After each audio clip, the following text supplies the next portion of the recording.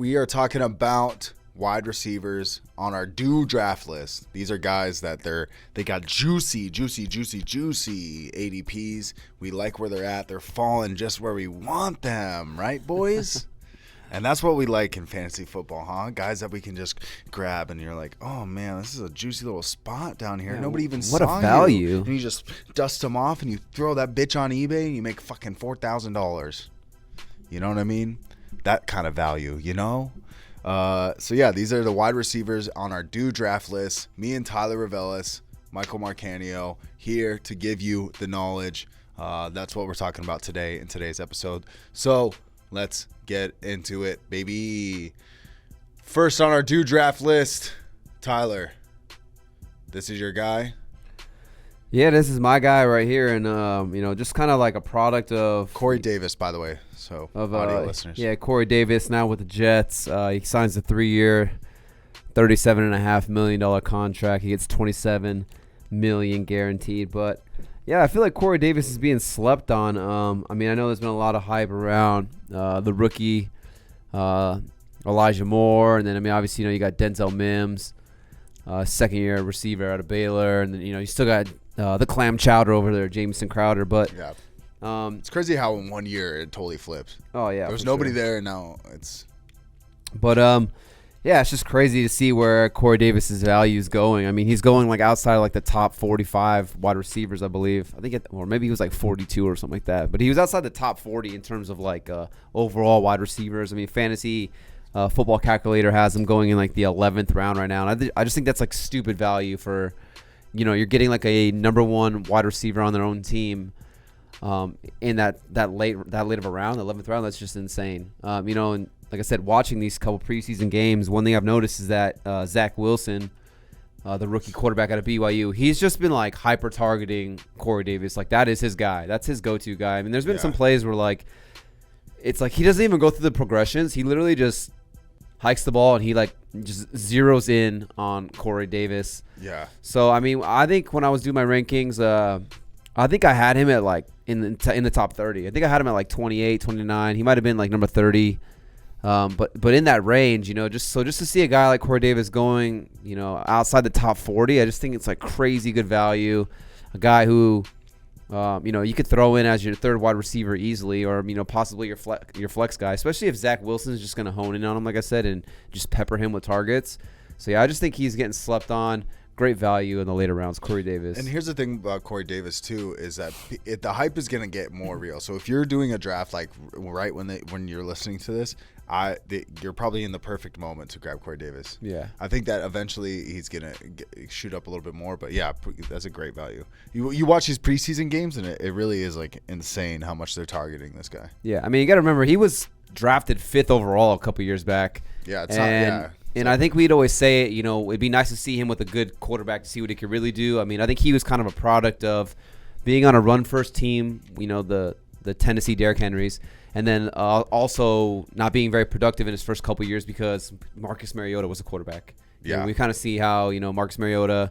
He gets Ryan Tannehill. He shows up. Yeah, he gets Ryan Tannehill, and the guy shows up last year. So, and then he gets a nice little payday. And he's pretty much, turned that payday into becoming like the alpha number one wide receiver for the New York Jets over here. The only thing I can say that's bad with it is that, for the games, 2 games going to have to go against Tre'Davious White against the Bills, one of the better corners, and then 2 games against the Dolphins against Xavier Howard or Byron Jones. Those are some pretty corners there. But even then, I think the volume that he's going to see, the guy's going to see, 130 targets probably, give or take. That type of volume in the 11th round or past the 10th round, totally. Like I said, it's just stupid. Which reminds me of one of my other guys pretty soon coming up here. Yeah. So we'll go on to my next guy. I have this man, Jarvis Landry. This is a lot of these guys were saying to do draft lists, or they're on our do draft list. It's because their value is like crazy. It's Jarvis Landry's getting, especially for PPR leagues, this guy's getting drafted super late. What's his ADP, like what, 8th round? I don't know. It keeps jumping. 10 in half point PPR, he's going in the 10th round. I mean, that's crazy. That is pretty This crazy. guy's a PPR monster. I know, like, Odell Beckham's there. You know, I know they have Kareem Hunt. I know that they have Nick Chubb, obviously. So there's a lot of offensive pieces, but I still think Jarvis Landry is, like, the go-to guy. You know, he's a reliable receiver. You know, he catches everything. I think if you're going running back heavy in the early stages, this is a guy that you can rely on, that he's going to be there late and you can grab him. I mean, I don't know what else to say about it. You're obviously a big Jarvis Landry guy because he played for the Dolphins for years. You know, I don't think it's just this value is like you can't match that. There's only the guys he's getting drafted around are trash. No, yeah, I mean, like you said, diamond in the rough. He's been in the league for 7 years, and he's had over 100 targets all 7 years. It's crazy. So like what you're saying, you're getting drafted in the 10th round. I mean, if those guys don't hit necessarily, all right, whatever. It's a 10th round pick. Most of the time, those guys don't really pan out anyways. But if they do, man, you just got to steal in the 10th round. Yeah. I don't know. There's just a ton of value there. I can't believe he's getting passed up on so late. I mean, it's great for me because I've been doing a lot of mock drafts lately. It's like targeting him almost in all of them. So we can go on to your next one here. On your do draft list, we got Marvin Jones Jr. I love this one too, by the way. I'm a fan.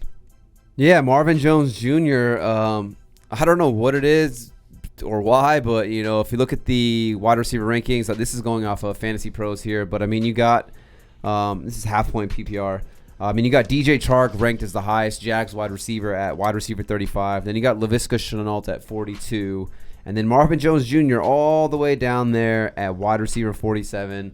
I don't understand why he's like the third highest rated wide receiver on the Jaguars. To me, he's the number one rated Jaguar that I'd be targeting in all of my drafts. I mean, the guy's had 9 touchdowns in 3 of the last 4 seasons. They go out and they get him in free agency, the Jaguars do. So, they pretty much knew they were going to get Trevor Lawrence. They're like, hey, let's go get him a shiny new toy. They go out and they get Marvin Jones Jr. I mean, this guy's going in like the 9th, 10th round. I just think the value is ridiculous for what you're getting. I mean, a guy he's gotten it done consistently. I mean, we've seen Chark do it 1 year with Gardner Minshew. He's been battling some injuries the last couple years, or last year, even this year he's been battling some injuries. I do like Laviska Shenault, but Laviska Shenault being more of like the gadget guy, the wide receiver screens, the quick slants, stuff like that. I think Marvin Jones is going to be the guy where he's stretching the field a little bit more. So yeah, that was one thing I noticed too in the preseason games. That's why it helps to watch these preseason games, but. We kind of really saw in the preseason, Trevor Lawrence kind of honing in on Marvin Jones Jr. And, if that's going to be his guy, if that's going to be his go-to guy, the savvy veteran, sign me up all day. Give me the guy who Trevor Lawrence is going to be throwing the football to the most. Exactly. The thing with Marvin Jones, too, is, I don't know, it seems like he finds the end zone always. Yeah, like I said, just reliable. 9 touchdowns in 3 of the last 4 seasons. So, I mean, the guy has the nose for the end zone. For wide receivers, that's really, really good. Yeah. I just think wide receiver 47, that's just ridiculous. I think he finishes in the top 30. Yeah, it's not like a lot of these guys, it's like, look, they're not gonna fucking win you your league, but they're gonna keep you afloat. You know what I mean? They're gonna keep you alive. Yeah. I mean, and that's what I think Marvin Jones finishes in the top 30. I got him ranked in the top 30 right now. I like it. So, yeah, these are the guys where you see them late and you're like, oh yeah, this falls to me real quick in this round. I got him. Yeah. I love it. We got, this is my guy, do draft. This is another one. It's just, this guy got 109 targets last year. 109, triple digits. And he throws touchdowns. And he throws yeah, he did. Yeah, that's good. I like that. So he got 109 targets last year. Julio Jones leaves the Falcons. Gone. Now we got no Julio Jones. You got Calvin Ridley as a wide receiver 1. You got wide receiver 2. Yeah, I mean, look what happened with Calvin Ridley last year as a wide receiver 2, right? And on the team. I mean, arguably he kind of was neck and neck 1A, 1B with Julio Jones. But when he was a wide receiver 2, what happened? He blew up. Yeah. So you got 109 targets. Julio Jones is gone. I know Kyle Pitts comes in. He's going to get a decent amount of targets, but I think that if your floor is 109 targets and you're grabbing this guy in the 12th round, like you could grab him almost as one of your last picks. I think he's going undrafted in some leagues even. If that's the case, I mean, Russel Gage is my guy. Yeah. Especially if I go running back early. I mean, I can ground up these wide receivers towards the end and say anything happens. This is an insurance policy right here. And it could end up being a wide receiver 2 in your fantasy league too. Yeah, I mean, I think the Falcons' defense is not going to be very good. They're going to be chasing too. They're going to be throwing the ball a ton. Totally. You know what I'm saying? Obviously, Calvin is going to get his, and Kyle Pitts will probably get his as well. But, I mean, there's still a big chunk of the pie. As Anthony always says, there's that piece of the pie. There's still going to be a big chunk of pie left to go around. And, I mean, hey, Russell Gage, like you said, 109 targets last year. It's, you could, argue that he's going to be at least in that ballpark in that same area this year. Yeah. If not more. I don't understand how he can't have more. It's got to be. I mean, I don't know. Unless there's something I'm completely missing. Unless, I don't know, he slipped, tripped, and fell on his dick. You know what I always say? Yeah. Could have. But, yeah, no. He broke his cock. He broke his coccyx. Yeah, I love Russell Gage this year. Sleeper pick. I mean, truly, that's the definition of sleeper right there. Boy. Let's go on to your dude draft. You got Cooper Kupp. Okay, can I just say, if you're listening to this, you might think this might be an obvious one. Tell them why it's not an obvious one.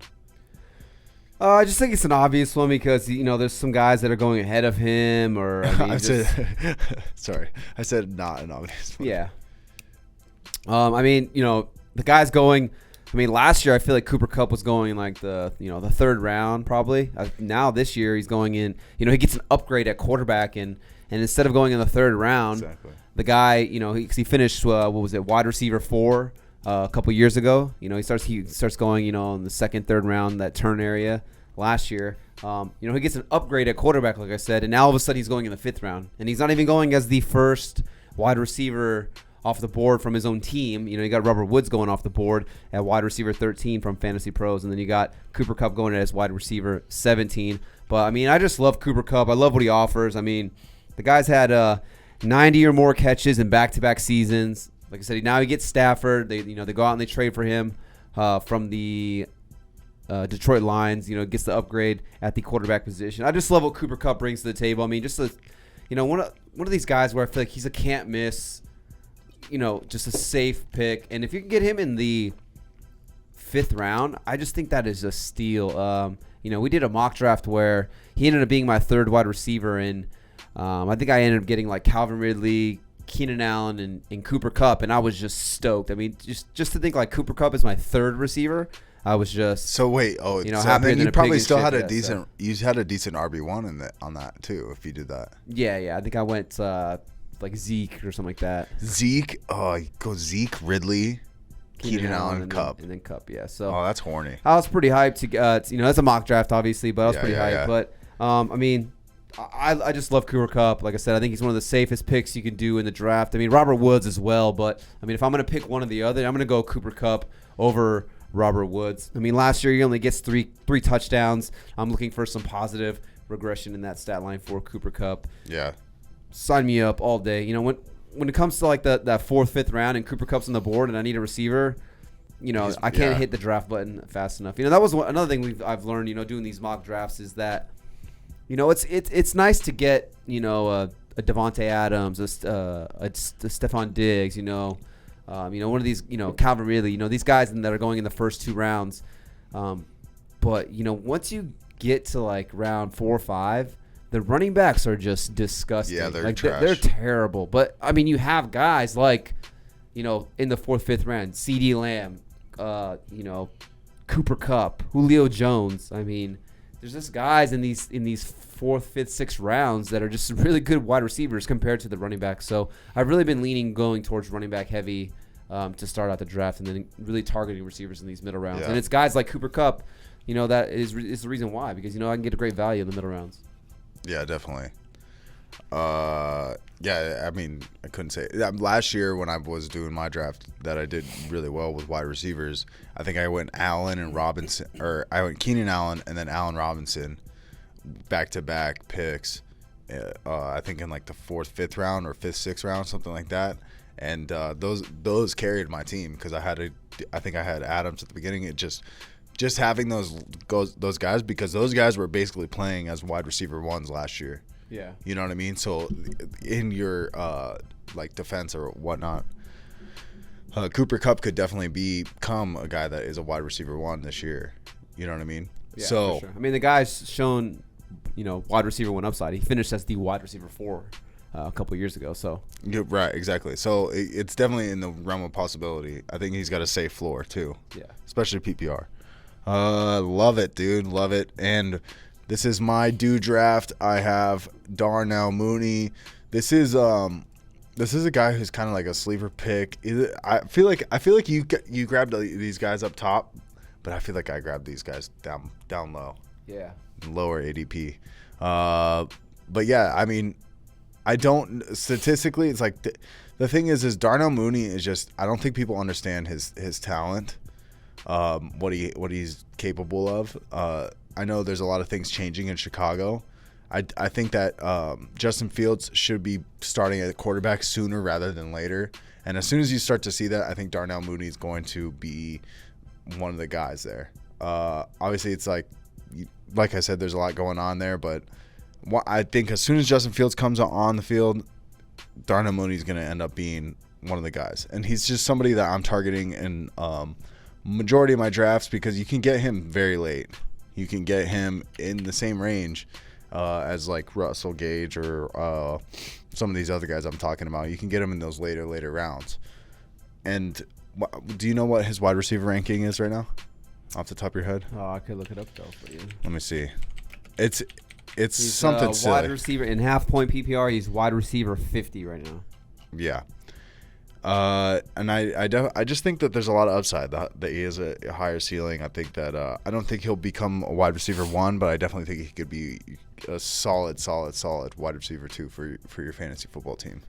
Yeah, I mean, if you see Darnell Mooney, just YouTube some Darnell Mooney highlights. Yeah, we got some. You'll playing. Just see the guy's route running ability is ridiculous. I mean, he's, there's a famous one he did where he did a double move on Jalen Ramsey. Jalen Ramsey, one of the best, corners in the league. Part of the Madden 99 rating club. And he did a double move on Jalen Ramsey and made him look stupid. And he was wide open for would have been like a 90-yard touchdown.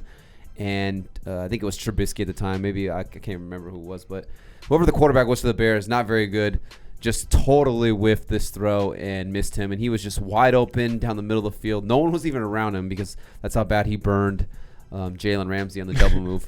And so, yeah, if he just has a decent quarterback, I mean, even if it's Dalton, who could just get the ball, I agree. In the general vicinity of where he's at, I think, he's going to be a guy where maybe he doesn't get drafted in a lot of leagues, but, after week 1 or 2, there's always those waiver wire darlings. In your regular home leagues, obviously we know Darnell Mooney, and if you're listening to this podcast, you're going to learn who Darnell Mooney is. But I feel like most people don't know who Darnell Mooney is. I have no idea. So he's going to go undrafted in a lot of your basic standard home leagues, but he's going to be a guy where he's going to be a hot waiver wire pickup after week 1, week 2, week 3, whatever it may be. So instead of going to the waiver wire and grab him. If you're listening to this now, just draft him. That reminds me. There was a couple. I think it was 3 years ago. I think it was Calvin Ridley's rookie year. I grabbed him in the latest round, one of the later rounds, and I think it was I can't remember what it was, but I remember that it was distinctly one of the guys at my work I was playing with.